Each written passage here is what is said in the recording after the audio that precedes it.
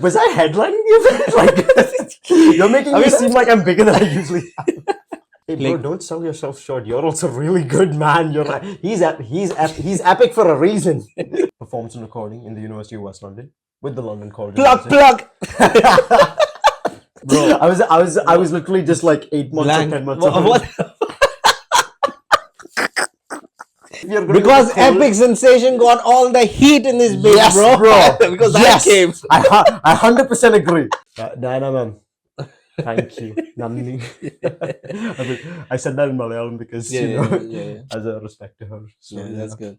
I would call this the moment where I could not look back afterwards. It was like a point of no return. Wow.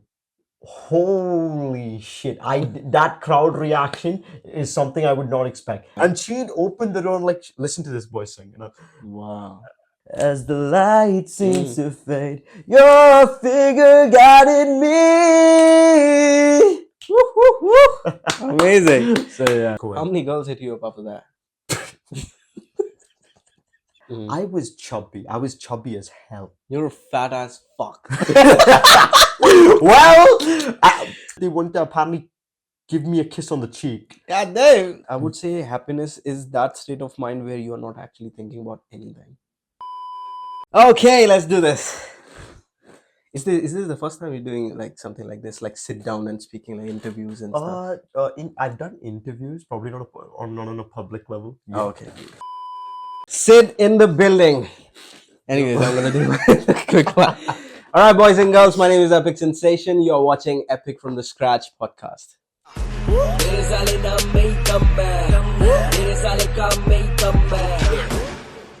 All right, guys. So I've got my dear friend, my brother, Sid. I met him in the uni, and technically, because you reminded me last time when we met yesterday, that the first time we actually met was when I performed for the first time in the uni, and he was performing. He was like headlining that day. I was. You played last, right? I mean, I played second. If I remember. Oh, okay. So yeah, whatever. So, was I headlining the event? Like, you're making me seem like I'm bigger than I usually am. Yeah. So Okay. no, because I thought like you were last. So anyone going last is like headlining the show. So you know what I mean. I wish that was the case. I wish I went last. Even I wish like every show I am the last so that I can say I'm headlining the fucking show. So guys, yeah, I'm the big guy over here. So you better listen. Yeah. So yeah, he reminded me yesterday that how we met and stuff. Yeah. And it was very strange because we know each other for like what year? 1 year now? Almost 1 year. It's been about a year now, yeah. Yeah. And then we were like, oh, it was just like year and doesn't feel like that has been like went like that. If I remember correctly, it happened in February. I think so. Something around that time. That was a big audience. It was good. Yeah. And you know what? I spoke to Luke because shout out to Luke if he's watching. He's the one actually he got me into that event. And before that event, they were doing the same shows and stuff. This amount of crowd never showed up. Yeah. So when I did, and I promoted a lot in my Insta and my feed and stuff. So she was like, "Bro, you got this place packed." Because I met him many times because he does some MMA stuff in gym. Yeah. So I met him and he was like, "Bro, you got this shit packing." And I was like, "Nah." Sid was also there. He got his all classmates in the show. I mean, I knew a lot of people in the uni. I just spread the word saying that I'm performing, and then let's just say I don't know how it came to that point of that much crowd. Yeah, but I'm guessing it was packing. It was, dude. I didn't believe that we pulled that kind of crowd. That was. As far as all the LCM sessions I've seen till now, and I work with the Live Sound Society, that was the biggest we've seen. That was the biggest, like, you saw people in all courses coming out of absolutely nowhere. So was it the first time you performed in the UK? Yes, that was the first performance I did in the UK. Yeah. Really? I mean, in the UK, as in like, okay, in London, when I came down to uni, because, okay, to give a little bit of backstory, I grew up here actually. No, I'm gonna come on that, but let's just talk about the performance. Okay, sure. Yeah, so was it the first time you performed in the uni, or is it in the UK you performed? In the uni, yes. No, not in the UK. In the UK, I have performed before, but I was a small kid though. back then. All right, small introduction. This guy is an incredible singer. He has an amazing voice. Hey bro, don't sell yourself short. You're also really good, man. You're like he's epic for a reason. He calls himself epic for a reason. Yeah. Now he's hyping me up, bro, so that I don't ask him some strong questions. This motherfucker, bro. Anyways, small one. He's a sweetheart. Met him like a brother. Amazing singer. You write your songs also. I recently listened to his latest song that he has done for his assessment, and after listening to it, I was like, bang on, release it. It has potential. Work on it more, polish it. Got it. Great singer, great songwriter. Amazing mindset for video shooting and stuff, because I've seen his videos and stuff. Link in bio. Check out his videos. Yeah. And yeah, man, that was the introduction which I came up with. Now you introduce to the audience who are watching, and what are you, what you do, what Sid is all about. So my name is Siddharth Isaac. I tell everyone to call me Sid. I'm right now currently doing my second year in performance and recording in the University of West London with the London College. Plug. And I am 20 years old, if that matters at all. Single, ready to make out.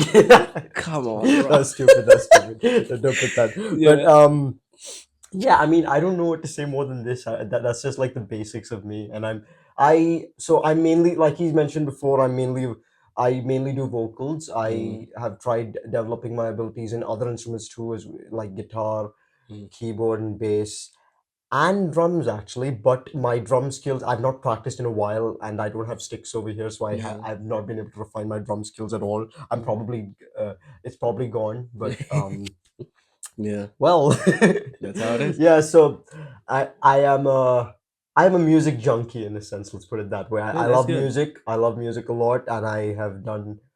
I want to get into the music industry. I want to make it big in the music industry someday. Hopefully. Yeah, it's gonna happen, bro. Okay, so you just 5 minutes before you touched on that you were born and brought up in the UK. Tell that story. What was it all about? How that happened, and also connect your roots back home, because recently been back home. So his recent music video is all shot in back India. Home, yeah. So I was born in 2004. My dad got a job in the UK. So it's not in London per se. So it's in Milton Keynes. We were living in Milton Keynes. So first 8 to 10 months I was with my mom. My mom gave birth to me back home, and then 10 months later, I think they realized my dad is gonna have to settle in the UK for a while. So that's when I think me and my mom made the decision that we both will go and live with him in Milton Keynes. And we are talking about like 2025, 2026. What was this? This is 2005. 2005. So around in 2005 is when I moved to the UK, and then after that 2025. I was saying 2026, bro. I was literally just like 8 months or 10 months. What? This is 12 p.m. right now. What the fuck's happening, bro? Had a little too much more. Yeah, we get it. All right. Anyways, go ahead. Sorry. No, don't worry. So basically, my toddler years were over here. It's not like I never went back to India for vacation. Of course, I used to go like maybe a month or two whenever there was school holidays and stuff like that. But my toddler years were over here. A lot of my childhood friends are in Milton Keynes, and so yeah, I was here till 2013. I was in Milton Keynes till 2013, and then after that, I think my mom and dad decided they want to go back. They want to go back home. My dad was not particularly a big fan. He told me that he was not particularly a big fan of the winter here, and rightly so. Let's be honest, it gets depressing. But honestly, winters now is not that colder than what I've heard from people, those who are from the UK, and they used to be like, bro, they used to be like snow like 3 feet, like 2 feet. That's true, actually. I agree with them on that, because when I was a kid too, okay, the last 2 years that we've been here, at least there's been no snow, and that is actually something that I didn't like that because the snow. At least if you're going because Epic Sensation got all the heat in this bitch, yes, bro. Because yes. I came. I 100% agree. It's epic. Why did you do this to us, bro? Why did you do this? I got all the heat from Desi, bro.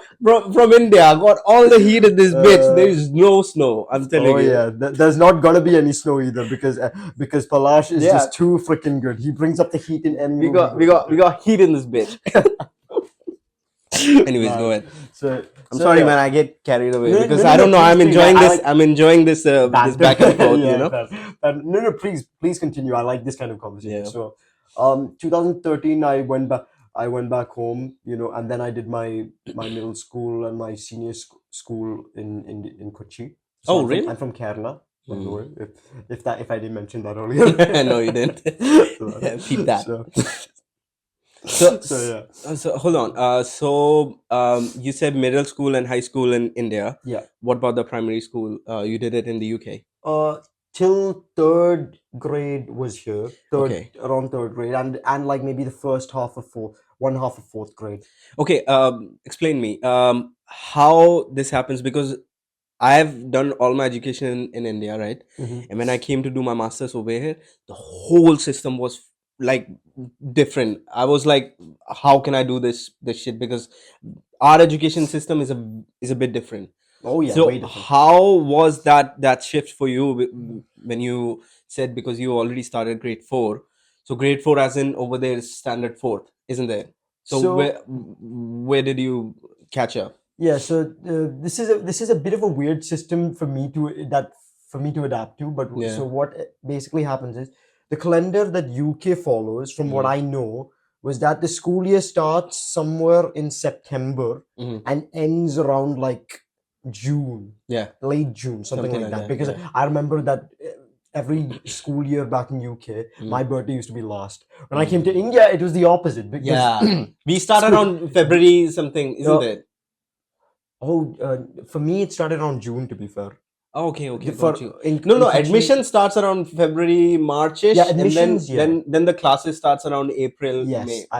Because I remember I had to do my admission exams. So I studied in a school called Choice. It's in Kerala, Kochi.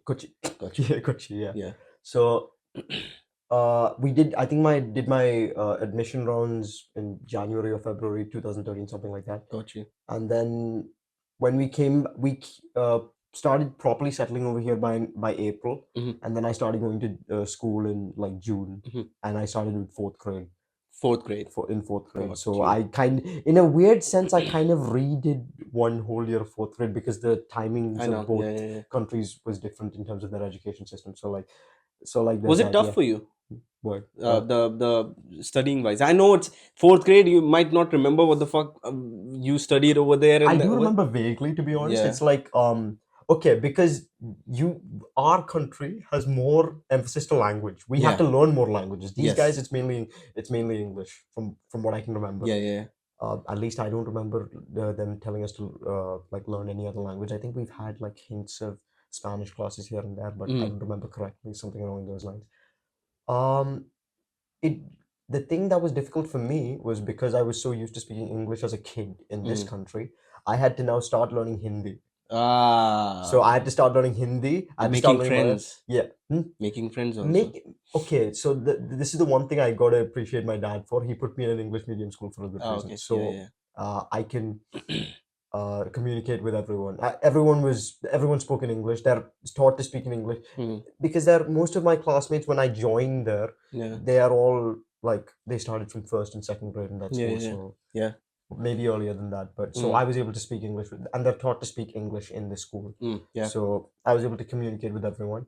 I still knew Malayalam, which is my mother tongue, by the way, and that communicating with people in Malayalam was not too bad.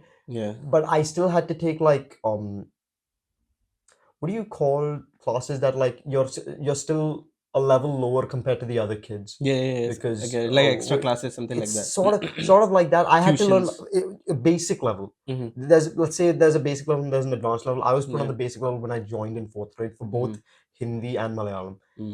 I stopped my Hindi learning after eighth grade because You got fluent in that. Not just, it's not about, I don't think it's about fluency. They made you, so till eighth grade, you have to learn mandatory three languages. It's like fourth and fifth, you had mandatory English, Hindi, Malayalam. Yeah.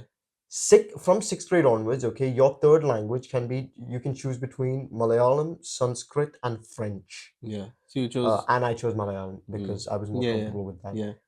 Till eighth grade, that was how things went. Yeah. By ninth grade, these guys made you. Now Hindi also becomes an option. So now you don't have three languages; it's two languages. So English and Hindi. So now they make you choose between Hindi, Malayalam, Sanskrit, and French. And I still chose Malayalam because personally, my Malayalam in my personal experience is quite a hard language. I know. Yeah. So I chose Malayalam because I was fairly fluent in Hindi by that time. It was slightly easier for me to learn Hindi in comparison to Malayalam. Yeah. And let's just say I have this one particular teacher who throughout my entire 9th and 10th grade, she was there for me. I owe a lot to her. She and I speak better Malayalam because of her. I owe a lot to her. Even my mom praises her to this day. She's such a sweetheart. Name her. Diana ma'am. Thank you. Nandini. I said that in Malayalam because as a respect to her. So, that's good. That's what it is. So in a sense, in the end, the education, if we're talking about difference in education, like what was different, I think things started getting slightly more real for me when I realized I had to start like properly learning. At least the school I was in back in Milton Keynes, let's just say exams and tests were not something I was particularly aware of. But the moment I got to India, of course, you have tests even as a fourth grade kid. And I'm like, oh my gosh, I have to do exams. That was a bit of an overwhelming thing for me. But well, I gradually got used to it. Yeah. And let's just say, if you ask me the differences in the education system, I think India was more. They push you a lot more. They try to. The teachers dedicate their time if you're behind on something. Yeah. Over here, it's like, okay, at least at the university level, I'm not sure at the school level anymore because I didn't do my high schooling over here. It's like the moment you're 18, so anything that happens, it's on you. Yeah. Okay. If you want to go forward with your career, you got to take the initiative. Yeah. Not anyone else. Exactly. I already had the motivation. I loved music and I wanted to pursue it. I made this decision when I was 11, actually. I'm going to ask you about that. Yeah. But it's very interesting because you mentioned like in India, teachers, they actually push you. You know what I think about it? Because over here, what I have noticed in the UK, let's say in the West, their education system is pushing individual in a way where they want to go. But in India, is like until 10th, you have to learn almost everything. That's true. Yeah. Over here, it's a bit different. If you want to pursue in music, since young age, you go music, you take classes, music. You can skip other subjects and stuff. But over here, geography, value education, freaking history, physics, chemistry, everything, bro. Until 10th, every child in India is learning almost everything. Yeah, they're getting basics of everything. I do agree with that because till 10th, that's where they ask you. They want you to have that foundation level of knowledge. For them, that's foundation. Although there are some things I would question which is foundation because I'll be honest, I never saw. Now the knowledge is it's nice to have the knowledge, of course. More knowledge means more power in a sense, but I didn't exactly where do you use it? Like trigonometry, for example. I didn't exactly. I see why. Yeah. Made sense if I was going into construction or something of that sort, or something of that level. But now I wanted to do music from the start. Now once again I don't blame the education system. I don't blame that education system. I get it because to some extent, I know I at least know something. I'm not. I wouldn't say I'm a dumbass. I know we've went through a whole system of education, and I believe I've benefited out of it. I remember stuff. I still remember stuff. I think it's because of our culture. Because our culture was all about, like, if we talk about like 1,000 years back, 2,000 years back, even our temples were all about education, technology. That's true. Culture and music Technology? and art. Yeah. Have you seen those Oh, temples? I've In not the been exposed to temples, that, to there be are fair. carvings of bag, of telescope. Oh, Bro, okay. I was like, bro, this temple is like 1500 years old. Yeah. And recently I saw this documentary and they were like, I don't remember the name of the temple, but on that temple there are statues carved on freaking stones with handbags. Oh, 1500 years back. wow. Okay. And just imagine if they can carve that thing on a temple 1500 years back, then just imagine for how long our culture was having handbags and telescope and freaking whatnot. I'm not gonna lie, that's the first time I'm hearing that. I've never seen. I'm telling you, just put on YouTube carvings in Hindu temples and stuff like Yeah, that. I need to Bro, check this it out. is crazy. Oh, It is man. crazy. You learn something new every day. I know. Yeah, bro. That's how it is. Wow. Well, let's go to music. Let's Yes, take sir. a route towards music. My favorite subject.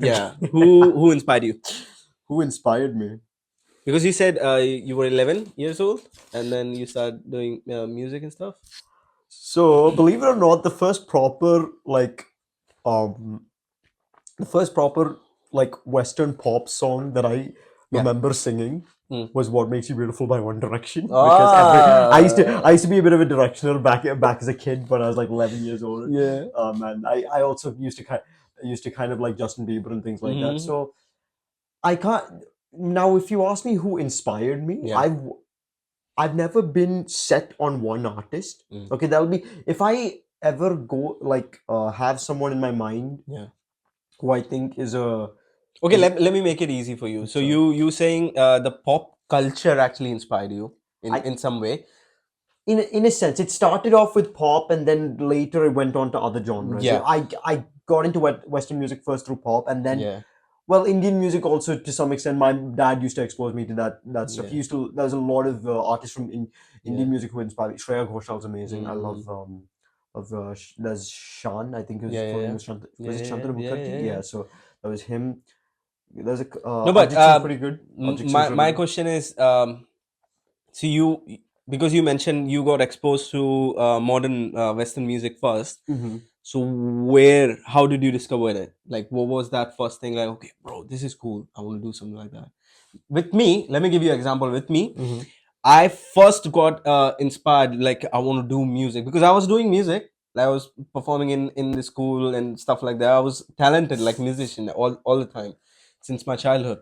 But for career wise, I saw this rapper you might know, MGK. Yes. So I saw him and I was like, bro, this is crazy what he was doing. And there was a phase for like 2 years. At that time I skipped hip hop for a while and then I switched to like hardcore metal, Lamb of God, Slipknot and shit like that. I was like, my whole room was having quotes and everything on the wall. I remember that era of mine. But then again, I came to MGK. His Lace Up album came, and I used to watch his vlogs and shit like that. And that inspired me, like, okay, bro, I can also do that. And then in 2018, I dropped my first rap song. I tried to write. I see. Fair enough. So that's the kind of inspiration I got. Like I was always in music, but then I found that one hip hop artist, his lifestyle, the way he was living his life, the way he was supporting his family, his daughter. I was like, bro, this is overwhelming. I see. Not just in a way like I'm getting excited because of the glamour. Because obviously there were glamour rap scene is all about girls and bitches and ass and shit like that. But at the end of the day, I was also getting very much inspired by the thought process he's having. He's talking about these all gangs and stuff like that, but he's living a life to support his daughter and stuff. That's so true. That's something which I felt like overwhelmed. I'm like, bro, I want to do something like that. Fair enough. I think what inspired me was more the circumstance than the artist itself. I'll tell you what happened where I just first thought to myself. So I said I made this decision when I was 11, right? Yeah. So when I was like 9 or 10, I actually wanted more to be an actor because I just used to see like Shah Rukh Khan and Hrithik Roshan and I was like, oh man, God these guys look real cool and I want to kind of become like them.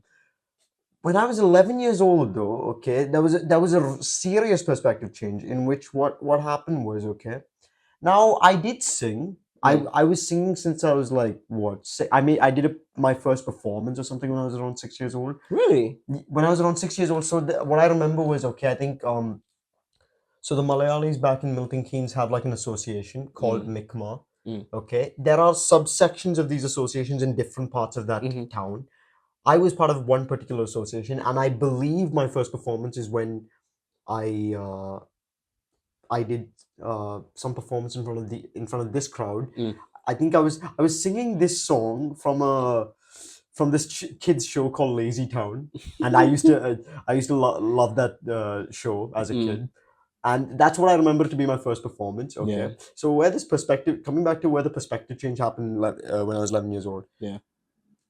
People used to keep on telling me how the people used to come up and tell me that I sing really good. Yeah. They used to like what they hear from me and stuff like that. And then there was this one particular performance in sixth grade. It was my class assembly. Yeah. And there's a certain way the school looks, so the 11th graders will be like on the top floor watching. So it's kind of like there's an open space. It looks like a triangle area. There was like an open space where there's like 11th graders and there's eighth graders in one particular section, seventh graders. So the whole school is watching our assembly. Okay, 10th and 12th couldn't, but okay, I'll come to 10th and 12th later, because there was something a teacher told me that genuinely shocked me. So I did this performance to finish off our sixth grade assembly, and I still remember my class teacher asked me to do this performance at the very start of the year. Our assembly was at the end of the year. I pulled off the performance. Wow. Holy shit! That crowd reaction is something I would not expect, and I later get a praise from the teacher. So like a teacher comes up and speaks right after at the end of the performance. She specifically mentions my name, and she specifically mentions some of my contributions in some of the other events. And this is what I thought to myself: people actually like what I'm doing here. I can't. It'll be wrong to say that I don't have the competence here, because people are actually liking what I'm doing. So I have the competence. I like what I'm doing here. Why not go for this? Was what I thought. And let's go a bit deeper. What were you singing? So I forgot the artist name. Declan. Was it an English song? Yeah, it was Tell Me Why. Okay, got it. Declan Gom. Yeah, fuck it. Some name like that. I forgot. So that was what I was singing. So was the dynamic of your morning assembly songs and stuff was always like your choice that you can pick any song, or is it like specifically theme based? We could pick any song. We could pick any song, but I did this song on the request of my class teacher. Got you. She liked what she heard from me, and she wanted me to do this. Shout out to Sumama, by the way. I will always be grateful for her making me take that song, because that gave me a whole change in perspective that day. So was that the first time you felt like, okay, this crowd reaction made a bit change in you? Because because the thing is, I'm a bit spiritual, and I recently started understanding these all things, that we are living in a space where there is vibration everywhere. So there could be negative vibration, there could be positive vibration, and certain sounds they actually attract some kind of vibrations. So when you performed, you finished your performance, everyone was feeling good, they was clapping, hooting. That actually attracts a positive vibration. So what did that vibe impact in you? It's like, what do you call it? It's a circumstance. It was a circumstance of multiple coincidences of certain things happening in that one moment, and all of a sudden that just does something to me. It does something to my head, where like I can't even describe what was going on in my head. I was like, holy shit, this is new. It was sort of like a eureka moment in a sense. So what was that the breaking point where you were like, okay, let's do this full time? I would call this the moment where I could not look back afterwards. It was like a point of no return. I saw that and I was like, I got it. I got to go for it. I got to try this. Let's summarize it. So when you were 6, you did the first time. Everyone praised you at that time, so that charged you a bit. And then you moved to India, and then you started studying in your school. Yeah. And then you were doing these performance every year, whatever. And then when you were on your 6th grade, you had this mesmerizing experience and where you were like, fuck it, this is what I'm going to do. And just to add on just a small little thing, okay? After that performance, I think we had one time in a class back by the end of 6th grade, we had a substitute teacher. Okay, and she was apparently teaching 10th grade at the time. She heard this performance. And the 10th grade model exams were going on. She decided she's going to open the door for these guys to listen. That meant something to me. That did something to me. Like that just increased special. That she opened the door. So that these guys have to focus on the model exams. Keep that in mind. And she'd open the door and like, listen to this boy sing. You know? Wow. I don't even have the words for this. I just looked at her like with I could thank her many times for that. Was your school a co-education school, like girls, boys? Yeah, it was co-ed. How many girls hit you up after that? Let's talk about reality, bro. This is gonna be a very weird. ये बहुत बकचोदी वाला story. That's the real shit, bro. So, you know why I ask you? Because there are a lot of people out there that think like, okay, I'm gonna sing, I'm gonna play guitar, I'm gonna this, that, I'm gonna get so many girls. Is that a reality? One sec. I'll get into. We'll get into this a little bit. I have a very different perspective. I've got a very different experience from. I know a fair load of people. Come up and tell me, bro, you want to get girls? Just get the guitar and just sing in front of them. Bro. In my personal experience, at least during my period as an adult, right now, I don't think that's the case. Okay, you know what? Let's get deeper into this. Okay. When I was 11 years old, okay, I was chubby. I was chubby as hell. You're a fat ass fuck. Well, chunky as fuck. I was chunky as fuck. I was not. I was like, I was just, look, I was so chubby, people used to come pull my cheeks. Okay. That kind of stuff. You're like a cute kind of guy, and you're like, no one was like romantically coming to him. Everyone was like, oh, it's more, okay. There are two types of cuteness is what I made from my school. There's the teddy bear cuteness where people like you know, they treat you like a teddy bear and like pull your cheeks and that stuff. And then there's the attractive cuteness, which I've never experienced yet. Bro, what the fuck are we talking? We were talking about music, now we're talking about cuteness. I mean, hey, you went into the topic of girls, bro. लड़कियों की बात तू कर रहा था, bro. All right, so but no, real talk. How many girls they actually came to you after that performance? You were on 11th grade, right? So 6th grade. 6th grade. Yeah. The 6th grade is still quite low, you know. Around 3 to 4 11th grade girls came up. God damn, bro. Oh my gosh, you were so good. You were so good, is what they were telling me. And there was just there were few girls here and there who. So prior to this, before this performance, we had another big event because it was the school's silver jubilee year. Okay. I'm gonna say something embarrassing here, and I don't know how to say it either. Go ahead. That's going to be the clip for my promotional reel. Oh no! I'm not gonna say it. No, I'm not.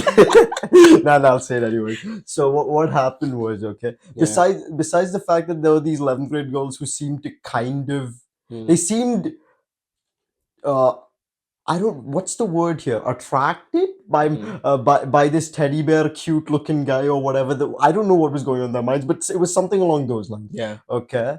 And during this Silver Jubilee event, I was part of the choir that they were doing, and well, they talked to me. I was a stupid hyperactive kid back then. Yeah. I was just I did what any stupid kid would do. Yeah. And I was quite annoying as well. Actually, I should put that out there too. Yeah. On the day of the event, okay, majority of that choir was like females. Majority of it. I was apparently a male singer is a fairly rare commodity at that time. Okay, so I was in the choir. I don't know where this came and how it came, but I still remember this moment very vaguely, where just moments before we have to go on stage for the performance, these two girls, they're like 1 or 2 years senior to me. I'm so chubby that they want to apparently give me a kiss on the cheek. God damn. Me being So how the fuck this is embarrassing? I know when I look back at it, it's just I freeze like when I get this memory. God. Okay. Like how do Like I react to this sort of you thing? didn't expect it. You're like, what the fuck? This is so unexpected, man. Like I was 11 years old. Yeah. One of the I still remember. I think one of them was in 8th grade at the time. One of them was 7th, and I was in 6th. So these two are older women. And they all of a sudden wanted to kiss my cheek. I was like, okay, I know what I'm doing here. All right, do it.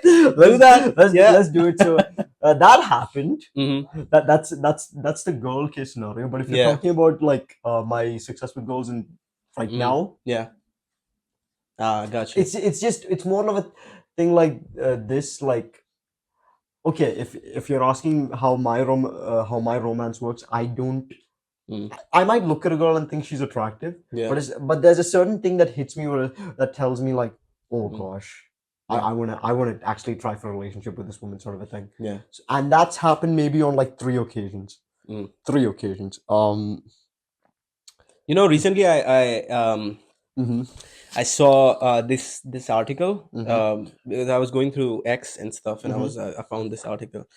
And there's this thing where they say artists tend to be having much more better chivalry than like men to women, more chivalry than a normal dude. Okay. Maybe it's because we are always into sort of creating content or like singing or attracting, sort of, because we are sort of like a beacon where we are doing some act where we are attracting goodness and good vibes, sort of. Yeah. So do you agree with that statement which I read? I probably am not the best person to ask this because for me the thing was, okay, I used my personal side and my artistic side, I used to keep them separate, like, because I am a slightly more different person on stage. Different person in the sense, like, I'm not like bad. If you've seen when you see me perform, the thing is, I like to get in the zone at that moment. At that moment, it's like I want to get in my own world. Even whether someone's watching or not doesn't matter. I want to enjoy the moment. The moment I. If you guys want to enjoy with me, feel free. But I want to get in the zone and try to. Makes sense. That's also something. You know what? I'll get into that next. But so just to complete this topic of when you're asking about chivalrous. So there's one thing I know this is gonna sound a little out of topic, but I'll get to the point very soon. It's like my dad was asked, what do you want your child to be by the school when back in India? Okay, and he was telling me like there were so many people who were like, I want my son to be an engineer, I want my daughter to be a doctor, something like that. So the Indian mindset, how it works. Okay.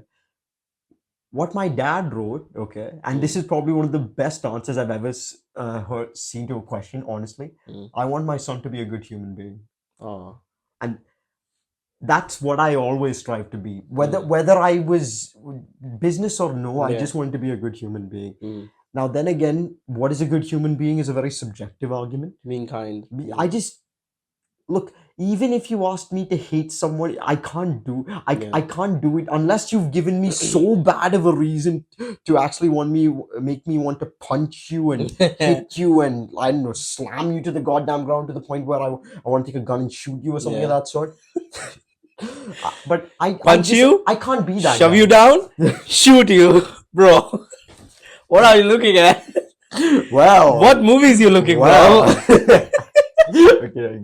But yeah, so in a sense, okay, I mean, okay, sure, in some maybe unconsciously artistry may have a reason, maybe the reason to why we're slightly more chivalrous, but I'm chivalrous because I don't want to be that guy who's petty or like jealous or who brings out any sort of negative vibe, whether it be in the personal space or the business space. The reason I say that because it's also it connects the dot, because you also mentioned you want to be a big star. So when you're going to be a big star, you're gonna have your own army of fans and stuff.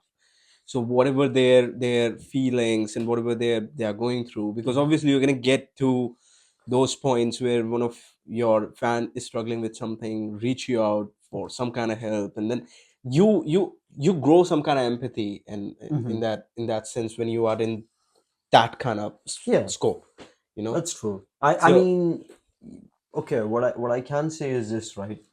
There's two reasons why I will always be try being as kind as possible to people.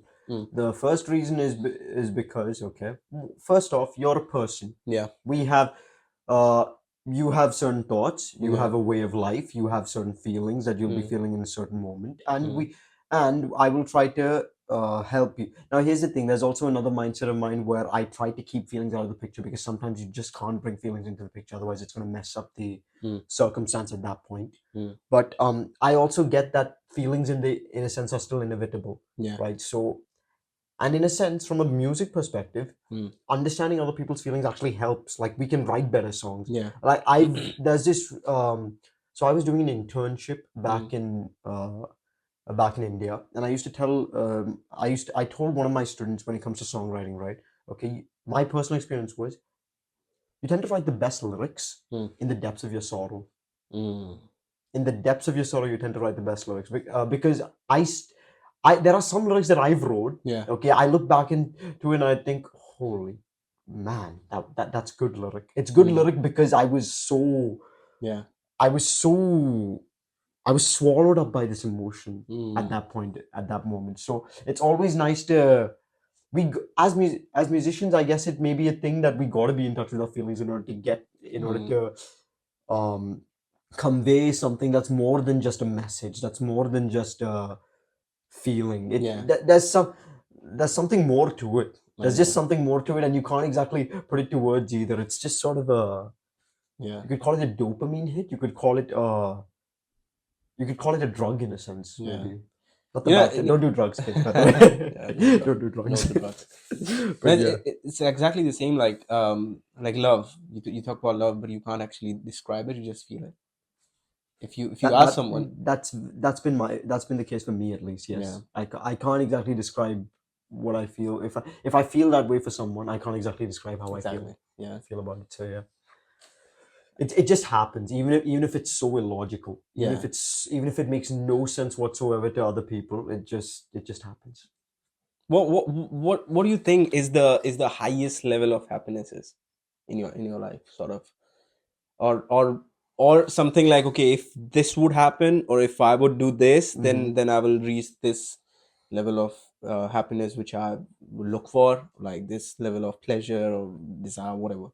I actually thought about this question just very. You know why I ask you? Because since last 3 days I'm thinking about it. What exactly is happiness? What exactly is happiness? Because everyone says, okay, I got money, I got this, I got that, I got a big car, I got my career on point, I got everything, I got this job, I got my dream job, I got my these many followers, fucking whatever. I'm happy.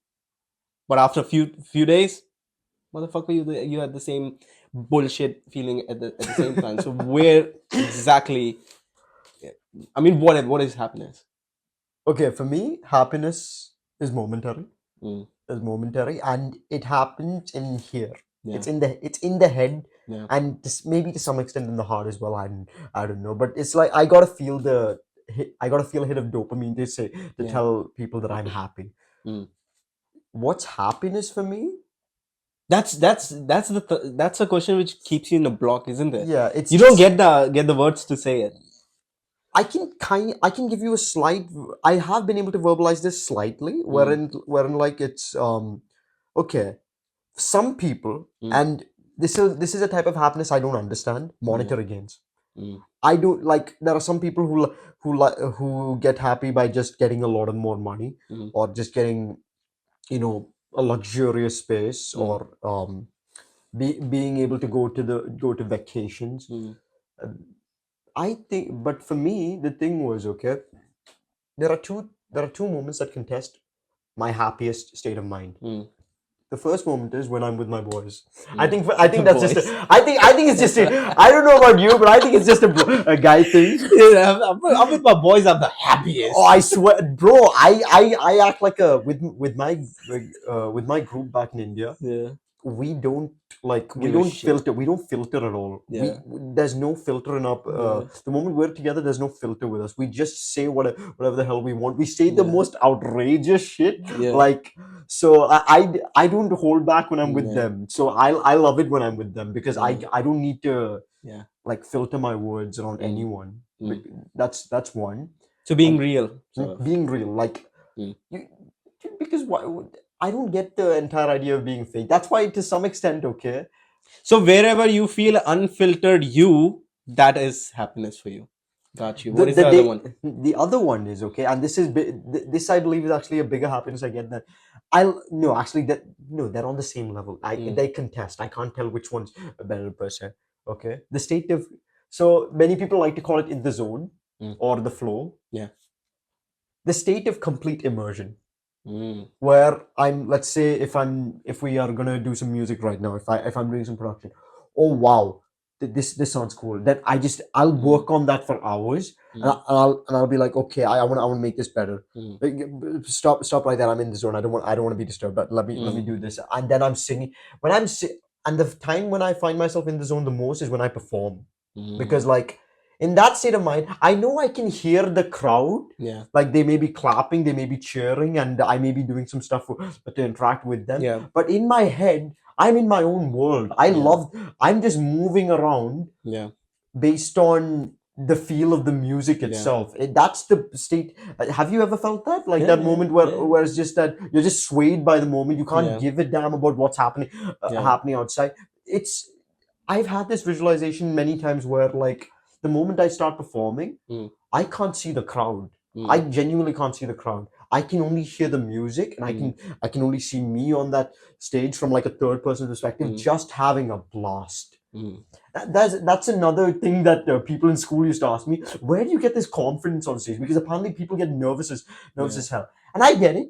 I started nervous too, but at a certain point, okay, it just became like. It just became like, this is not, I don't really feel nervous anymore.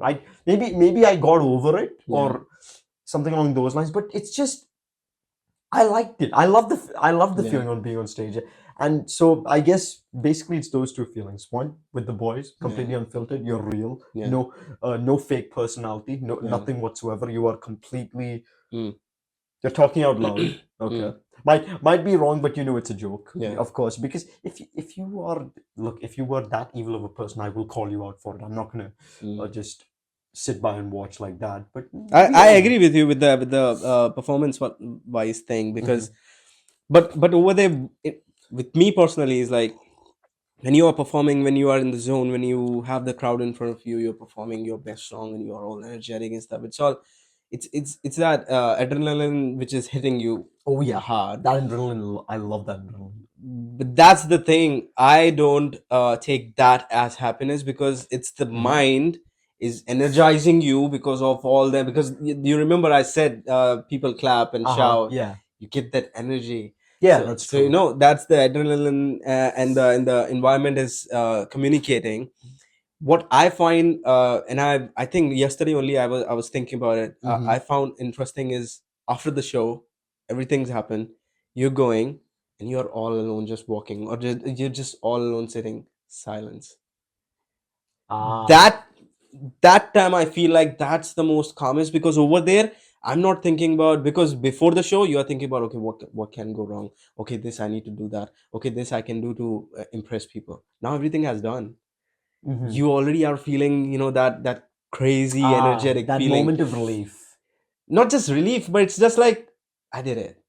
Okay. And you are all alone. There is no flashy lights, there is nothing, That's why you might have seen a lot of artists in their documentaries. They have said that after their shows, they like to be on a quiet place, so like be quiet. Yeah.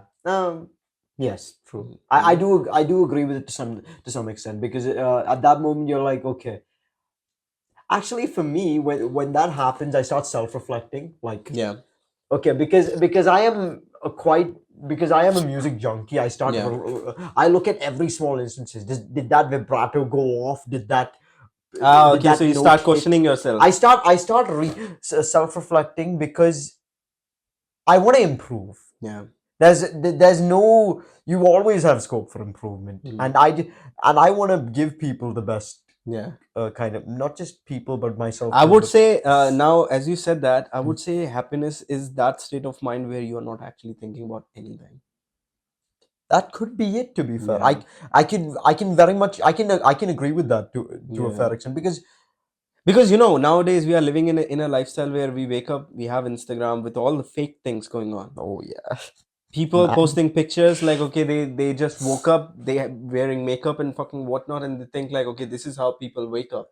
You tend to do that fake shit again, and Yeah. then you are living the fake fucking life, and then you're all in there, and all the time this is going on. And you know, this has been with me where I was very much struggling with my concentration and stuff.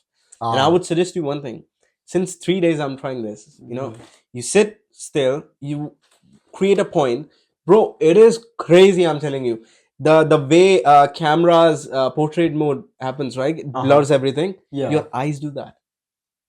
Oh yeah, I'm not yeah. kidding. It's like That is true. That is true. Okay, I've thought about this before. It's like, okay, let's say I'm focusing on that yeah, light switch, right? Okay, that's my central vision. This is my peripheral vision. yeah. It's this is slightly more blurred in comparison to that. Yeah. Slightly, bro. Recently I've started experiencing proper blur. It's just that point, because I look at the statue of Adi Yogi over there, and I used to sit over here, and I just look at Adi Yogi. You can see there's so many things over here: my speakers, my laptop, my DJ set, table. I just see that Adi Yogi statue, and everything is crazy blur. I And know I what was you like, mean, yeah. that's crazy. I do get what you mean, because that could be that could be do my eyes deceive What me I thing? see is like at that very point, I'm just concentrating on that one thing. And what I'm talking about happiness is at that time you're actually not concentrating on anything. You're just you existing. It's just that state of existence, just Yeah. plain existence, nothing You know? else. Yeah, yeah, I can see that. That's I can crazy, definitely isn't see it? that is very that is there's so many things that's crazy, man. I There's know. so many things that's I know. crazy. Like the stuff that your body can do. Bro. The more I learn myself, the more scare is to some extent, but exciting and scary. Yeah. It is. You know what I mean? Yeah. So it's like, You spoke about body. Let's talk about fitness, because you work in the gym also. Tell us about where the fitness stuff come from. Like, what is it all about? Or is it because you're a singer, you want to be a pop star, you want to look hot, and you know have the body and shit like that? What is it? I won't lie. To Yeah. some extent, maybe attracting girls came in at the start to some extent, but okay, Yeah. where the fitness really started was my so I graduated during the pandemic period. Yeah. I used to before going into like proper fitness, where I like used to do push-ups and pull-ups and things like that, whatever that stuff is. I used to do a lot of sports. I used to love playing sports. Doesn't matter. Usually didn't matter what it was. I used to play football, cricket, badminton. Recently I got interested in volleyball. I used to be part of the swim team actually in school, but it was a very short period. I had to leave because it was affecting my voice. So I used to participate in many sports. So I wouldn't say I was ever not active. I used to be very active throughout my life. When I got properly into fitness is when so um I have a best friend. His name was, now for a guy this is weird because it's usually a girl's name, but his name is Angel. Oh, okay. Yeah. Got you. Okay. Bro, he's roasting his friend, bro. What the fuck in the oh pod? yeah, oh bro, you have no idea how much he roasts me, man. So he's probably gonna say some stuff to me. So anyway, Maybe the comment is coming down right now. oh man, Yeah. are you there? So anyways, I just after our 10th board exams, okay, there was this thing that we used to, even before the 10th board exams, what me and Angel used to do is like between 7 p.m. to 9 p.m.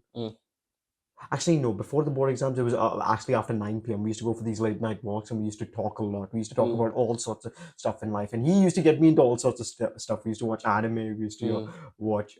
We used to talk about fitness routines. We used to talk about we used to do all these quizzes about recognizing songs. We used to do all sorts of stuff. Anything, everything about life.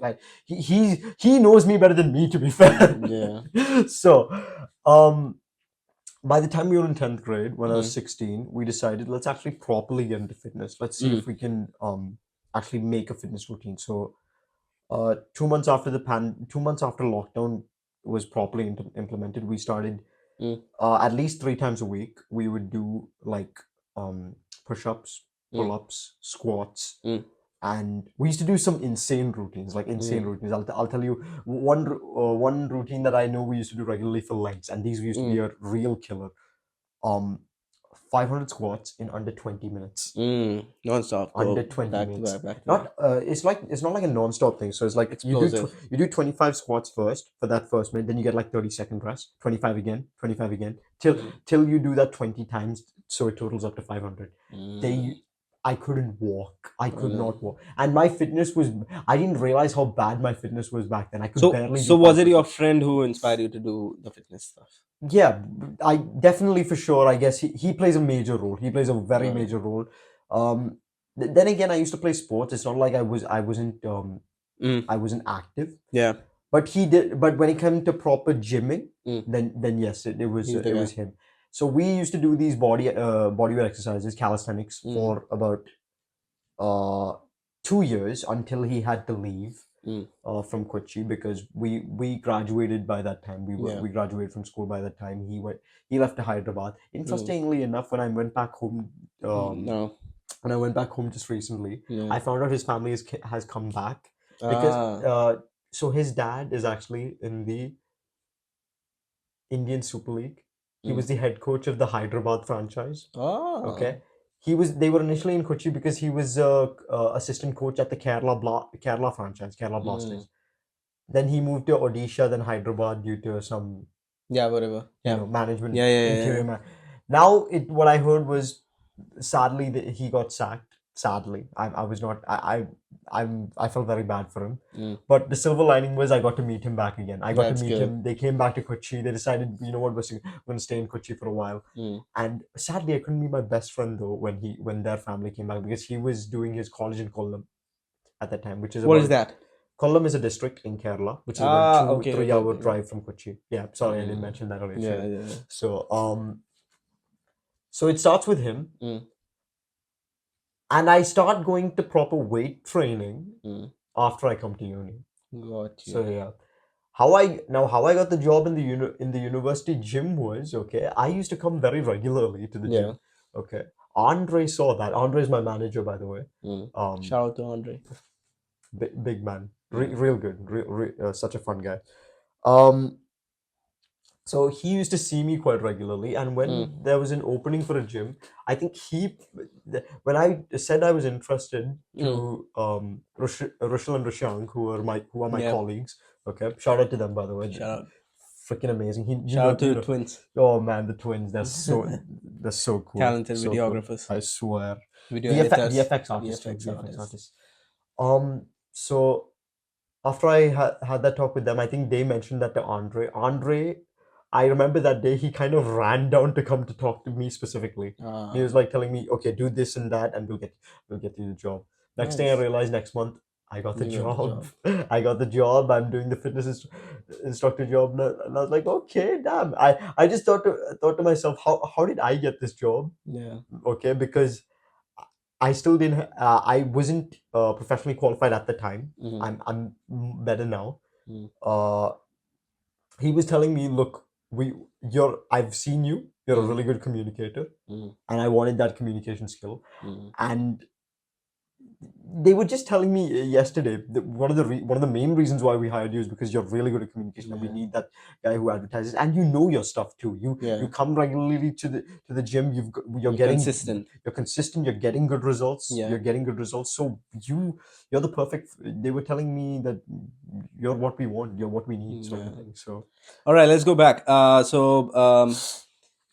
Until 12th, you were in India. Yes. And then you moved over here. Not immediately. So I did an internship. Mm-hmm. Weirdly enough, in my old school, Mm-hmm. in my old school, I did my internship. Because I was also in a music school back in Kochi, where the head of my music school Mm.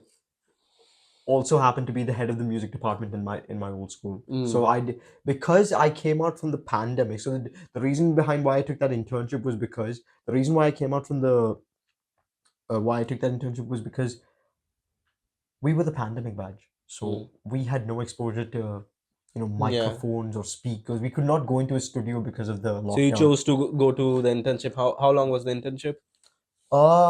7 months. So about 7 months. So after 7 months, you came over here, and After 7 months, because okay, by the time my internship ended was February 2023, Mm. and the semester started.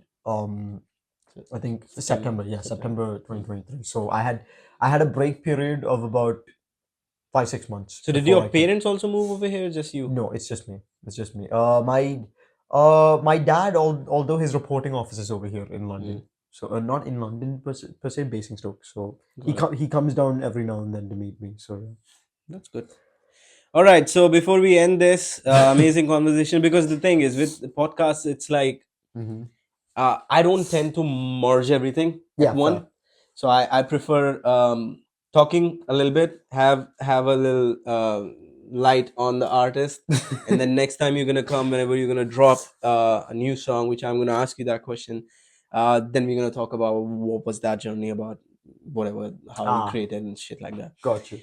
Tell us, tell the viewers what's next in your life, in your music career, and are you working on any project? And yeah. Oh, I've got plenty of I've got a few projects I'm working on. So as we mentioned, since I work closely with the twins. Okay, me and the twins every now and then collaborate for some.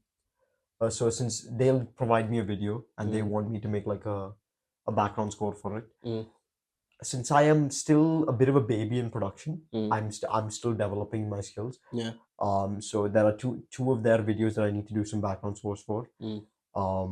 There's that.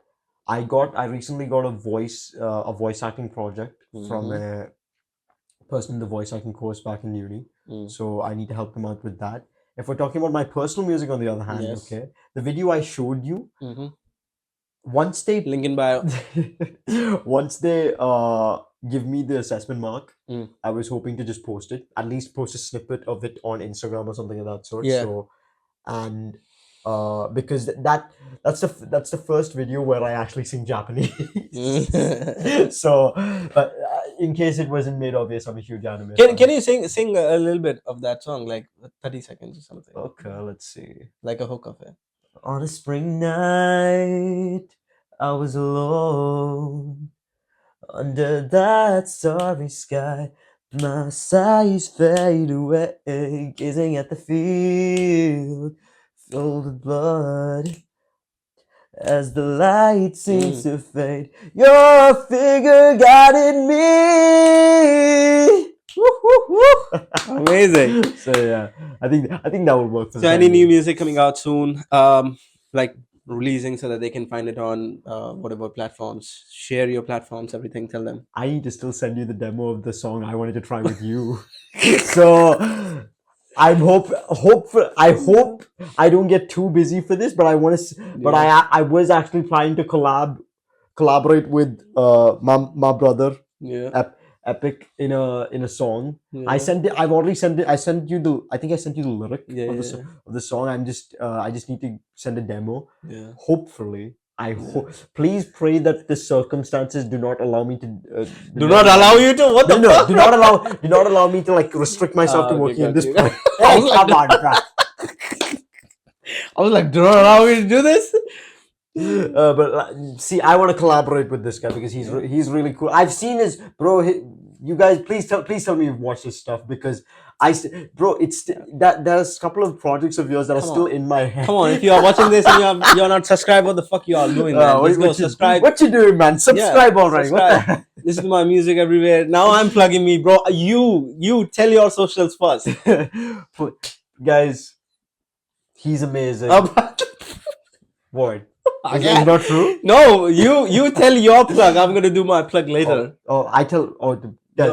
Subscribe. No, it's like what's your social media, like Oh, Instagram, so YouTube, whatever. Bring it on, everything. I don't have any flashy name yet, like this man over here, but my Instagram is Sid_Isaac29. Gotcha. Link in bio. And I also, my YouTube channel is just Siddharth Isaac. I've not got a stage name yet. Some people have been telling me my stage name should be Sid. Yeah, Sid. But apparently I've heard that apparently a couple of people have taken that name. There's a Japanese artist by that name. There's a couple of artists back in US or something that have that name or something. So I don't know if I'm gonna get plagiarized if I use that name, but let's see. Who knows? That's something we need to think about it. Oh yeah, business. I had a module that was based on this. You want to make sure that whatever name you take, no one else has used it before. Because later on, they might sue you for some shit or the other. No, it's not just suing. It's like if somebody take your name, then you have to purchase that identity. You pay bombs for that. So it's better to lock it in before. And I was very lucky because I had a brother. He was very business centric, and he always, because the moment I thought like I want to do music, it was bang on business for me. It was bang on like, okay, I want to make music not just to enjoy, but to sell also. Oh yeah. So that's why he was like, okay, register your company. So we have a company and everything. Registered in everything, IPRS and everything. So logged in all kind of business so that you're not just posting music out. And I suggest to every single one out there, because you're a new artist, but still think in a way, because if you are planning to become huge, as you said, you want to be a big star, think for like 10 years ahead, because these kind of copyright issue, they tend to turn your life upside down. Shit happened crazy. That module was crazy in that sense. There was an overwhelming bunch of information we were going through, like copyright infringement, moral rights. Yes. And another thing is keep in mind that your the laws for intellectual property will be different every country. So make sure you read the intellectual property laws in your country, and then make your decisions afterwards, because otherwise you're fucked. Yes, it gets real once you get sued. It gets bad once you get sued. It's not just about suing. It mess up your mind, because you have created a certain identity. Because I'm telling you honestly, even I've told him a lot of time, whenever someone call me by my name, Palash, I'm like, all right, yeah, that's my name. But if anyone call me like Epic or Epic Sensei, bro, I love it, because that's the identity I've created for myself, and I have vouched for that. And I was like, I need to make this proper. Like my base is called should be Epic proper, because he is epic. That's how it is, bro. That's how it is. The vibe is like that. That's how it is. All right, so for your kind of information, this is Epic from the scratch. The reason it is from the scratch is because now we're gonna go over there and freaking make something from scratch. Let's do Thanks for listening. This was Sid. I hope you liked his story. I hope you guys got inspired by something what he said. Good vibes. Good. Yeah, you see the banter here. You see the banter here. Exactly, man. Good vibes everywhere, and then showing love to everyone. And yeah, see you soon. See you guys.